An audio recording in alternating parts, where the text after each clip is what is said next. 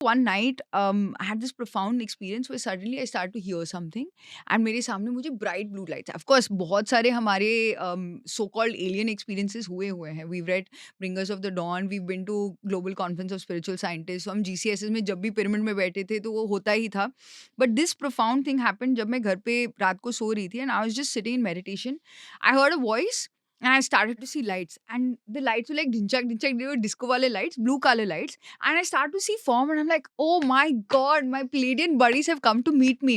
In fact, हमारा जो दूसरा स्टूडियो है, हितेश भांगी के साथ हम बैठे हुए थे, and we were all sitting in meditation, and this was just about a time when dad just passed away and कुछ चल रहा था, and we all sat in meditation, and suddenly we saw like these 10-foot 12-foot beings within the studio, and we just, and so हमें एक realise हुआ कि PMC Hindi का जो ये बेसमेंट वाला office and we'll meditate today, this is also an actually like an underground portal to go into these spaceships. Now, ये बात करने के लिए भी a lot of people won't even understand it because it's like aliens. Is this some cult that you guys are following and stuff? But it's true, right? It does happen. It is a reality that we should be exploring and say, जो हमारे limited self है, हम humans ही हैं, हम ही exist करते नहीं हैं. There are life forms which are there everywhere. I mean, it's simple that, we as humans can see only 0.0001% Yeah. of the reality. Yeah. So that does not mean 99.99% of reality does not exist. Yeah. It's just that we can't, हम खाली उसको देख नहीं पाते हैं यार. Yeah. हम हवा को नहीं देख पाते. तो इसका मतलब थोड़ी हवा नहीं है. नहीं है, हम अगर correct. बोलेंगे कि हवा नहीं है, तो we are naive. Yeah. तो हमें एक्सेप्ट करना है कि हाँ, हम हर चीज नहीं देख सकते. Yeah.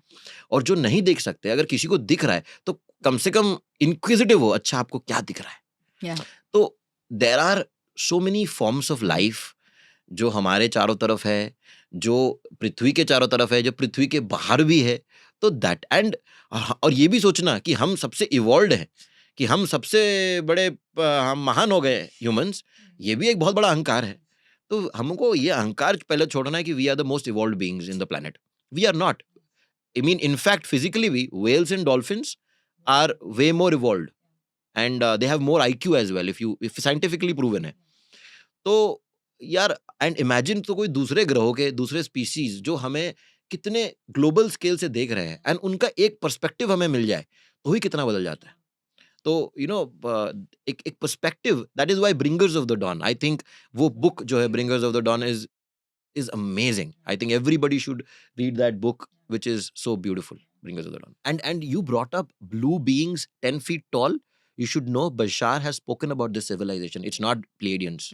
It's a different civilization altogether. No, these were inside in the basement. So these blue beings, silhouette figure, 10 feet tall, are a particular species, separate species altogether.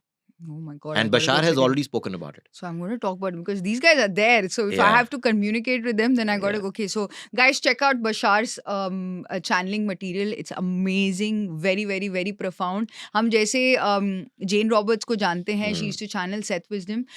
Bashar channels higher entity beings through his meditation. So definitely something to check out. So Bashar he channels the civilization called as Eshshani. Yeah. And out of all the channelings, matlab channeling is a process where people get into a trance to receive messages from different civilization, दूसरे ग्रहों से उन्हें communication होता है. आज हमें लगता है कि हम बोलते हैं कि गीता भगवान की वाणी है. It's a word of God. तो आज गीता से हम इतना attached हैं, गीता से हम इतना प्रभावित हैं, तो हमें ऐसा क्यों नहीं लगता कि वापस ये लिखा जा सकता है. अरे अभी क्या भगवान बात नहीं कर रहे क्या? क्या हुआ भैया, कम्युनिकेशन सिग्नल, अभी तो 5G आ रहा है यहाँ पर, तो भैया कम्युनिकेशन भी बेटर होना चाहिए. And it has become better. But हमारा अटैचमेंट हो गया गीता से. अच्छी बात है, it's a great communication, it's a great teaching. But इसका ये मतलब नहीं है कि उसके बाद जो भी आ रहे हैं उसको हम नाकारें. I think one of the greatest, एक सबसे सुंदर बुक जो मुझे लगता है कि इस युग का गीता है, that is conversations with God. Neale Donald Walsch. I think वो कॉन्वर्सेशन, इसका मतलब ये कॉन्वर्सेशन, भगवान से वार्तालाप. एंड वो बुक आप पढ़ो तो उसी से समझ में आ जाएगा कि it is a communication with God, because not because वो बुक में लिखा हुआ, because of the wisdom that it is showering through those words. And simple, आज गीता में क्या है, there is we have to upgrade everything. Gita में इट्स कॉम्प्लिकेटेड लैंग्वेज. आज उसको लोग मिस इंटरप्रेट भी कर रहे हैं. मिस इंटरप्रेट करके हर ग्रंथों को मिस इंटरप्रेट किया जा सकता है.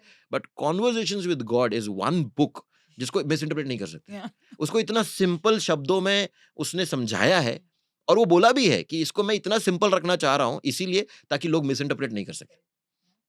And it is actually a communication with a source consciousness जो विच जो आपको उसके बुक पढ़ने से ही समझ में आ जाएगा कि भैया ये कोई इंसानी बातें नहीं, दिस इज समथिंग ग्रेटर।